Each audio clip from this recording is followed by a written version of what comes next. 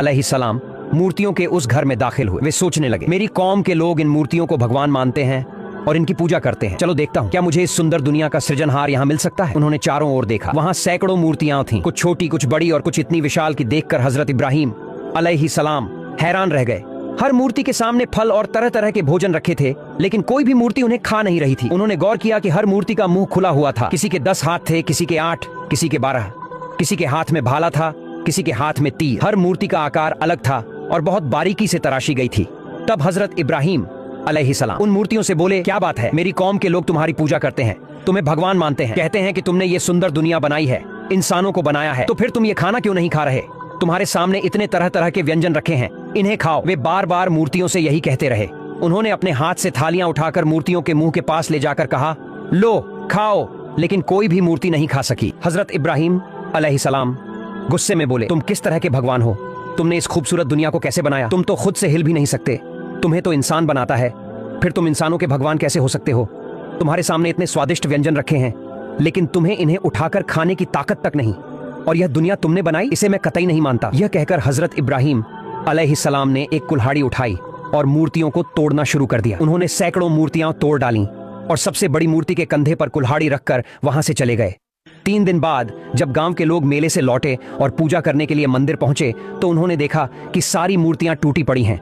वे चिल्लाने लगे, हम बर्बाद हो गए, हमारी सारी मूर्तियां तोड़ दी गईं। तभी किसी ने कहा, याद है, मेले पर जाने से पहले हमने इब्राहिम को मूर्तियों की रखवाली के लिए छोड़ा था, मुझे लगता है उसने ही यह सब किया है। सुनते ही बाकी लोग बोले, हाँ तुम सही कह रहे हो। फिर वे हजरत इब्राहिम अलैहिस्सलाम के पास गए और गुस्से से बोले, इब्राहिम, हमने तुम्हें इन मूर्तियों की रखवाली के लिए छोड़ा था, तो फिर इनका यह हाल कैसे हुआ? हजरत इब्राहिम अलैहिस्सलाम ने चतुराई से जवाब दिया, मुझे क्या पता, वह जो सबसे बड़ी मूर्ति है जिसके कंधे पर कुल्हाड़ी रखी है, उसी से पूछो, शायद उसी ने छोटी मूर्तियों को तोड़ा होगा, क्योंकि उसमें सबसे ज्यादा ताकत है। यह सुनकर गांव के लोग बोले, इब्राहिम, क्या तुम हमें बेवकूफ बना रहे हो? यह मूर्ति दूसरी मूर्तियों को कैसे तोड़ सकती है? इसमें तो कोई ताकत ही नहीं है, इसका अस्तित्व भी तो हमने ही बनाया है। तब हजरत इब्राहिम अलैहिस्सलाम गंभीर होकर बोले, अगर इस मूर्ति में खुद की भी कोई ताकत नहीं है, तो यह तुम्हारा भगवान कैसे हो सकता है?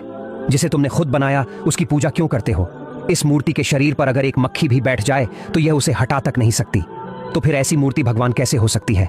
हजरत इब्राहिम अलैहिस्सलाम की ये बातें सुनकर गांव के लोग समझ गए कि मूर्तियां तो इब्राहिम ने ही तोड़ी हैं, लेकिन उनकी दलीलें इतनी तगड़ी थीं कि किसी के पास कोई जवाब नहीं था।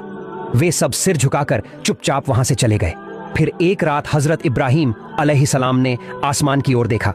वहां बड़े बड़े चमकते तारे नजर आ रहे थे। उन्होंने सोचा, आसमान में ये खूबसूरत और चमकते तारे हैं, जरूर यही मेरे रब होंगे। लेकिन कुछ देर बाद उन्होंने देखा कि तारों से भी बड़ा और ज्यादा चमकदार एक शानदार चांद आसमान में निकल आया। तब उन्होंने कहा, नहीं, तारे नहीं, ये चांद मेरा रब होगा, क्योंकि यह उनसे बड़ा और ज्यादा चमकदार है। पर अगले दिन सुबह होते ही वही तारे और चांद सब गायब हो गए। तब हजरत इब्राहिम अलैहिस्सलाम ने सोचा, जो खुद ही डूब जाता है और खत्म हो जाता है, वह कभी मेरा रब नहीं हो सकता। फिर कुछ समय बाद सूरज निकला। उन्होंने देखा कि यह चांद और तारों से भी बहुत बड़ा और ज्यादा रोशनी देने वाला है। तब वे बोले, यकीनन यह सूरज ही मेरा खुदा होगा। लेकिन दिन के अंत में सूरज भी डूब गया। तब हजरत इब्राहिम अलैहिस्सलाम ने कहा, नहीं, यह सूरज मेरा खुदा नहीं हो सकता। जो चीज खुद डूब जाए और खत्म हो जाए, वह मेरा खुदा कैसे हो सकती है? इस तरह हजरत इब्राहिम अलैहिस्सलाम सृष्टि के असली सृजनहार को खोजते रहे। वे बेचैन थे, हर रोज नई चीजों में अपने रब को ढूंढने की कोशिश करते, लेकिन हर बार निराश हो जाते। आखिरकार जब हजरत इब्राहिम अलैहिस्सलाम सही उम्र में पहुंचे, तो अल्लाह रब्बुल आलमीन ने उन्हें नबी घोषित कर दिया। फरिश्ता जिब्राइल अलैहिस्सलाम उनके पास आए और संदेश दिया, हे इब्राहिम, तुम अल्लाह ताला के नबी और पैगंबर हो। जिस सच्चे धर्म और सच्चे दीन की तलाश तुम कर रहे थे, अल्लाह रब्बुल आलमीन ने वह सच्चा दीन तुम्हें दिया है। वही अल्लाह इस धरती के सृष्टा हैं। इस खूबसूरत दुनिया और इंसानों को अल्लाह ने ही बनाया है। अब तुम्हारी जिम्मेदारी है कि